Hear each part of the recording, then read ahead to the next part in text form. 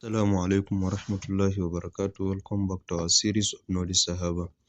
Our Sahabi today is Anas ibn Malik, the Khadim of the Prophet Sallallahu Alaihi Wasallam, his attendant or houseboy. His name is Anas bin Malik and he was born 10 years before the Hijrah. He is an Ansari, that is, he's from Medina, from the tribe of Khazraj. When the Prophet migrated to Medina, Anas was only 10 years old.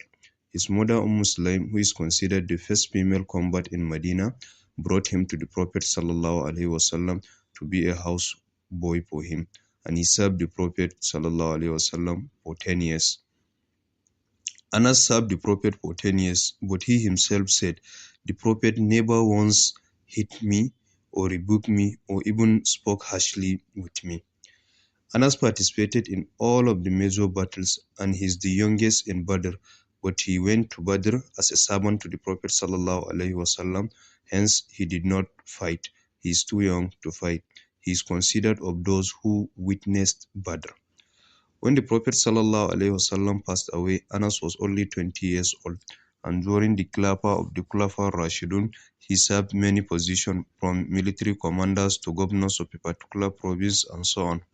After the era of the Khulafa, around 30 years, Anas settled in Basra. And in Basra, he started narrating a hadith in the grand mosques of Basra.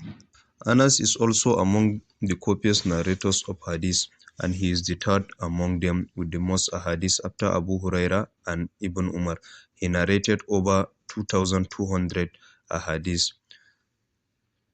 Many famous names of the next generation are his students like Ibn Shihab al-Zuhri, Ibn Sirin, Hassan al-Basri, and others. Anas lived a very long life and he had many children and grandchildren, and he is of the wealthiest of the Sahaba because of the prayer of the Prophet ﷺ that he said, "O Allah, increase him in wealth and progeny and bless him with long life, forgive his sins and cause him to enter Jannah." Toward the end of his life, Anas lost his eyesight, but he still continued to pray so long that his feet will swell and bleed just like the Prophet ﷺ. Anas bin Malik passed away in the year 93 after Hijrah at the age of 103, and he is the last of the famous Sahaba that passed away in Basra.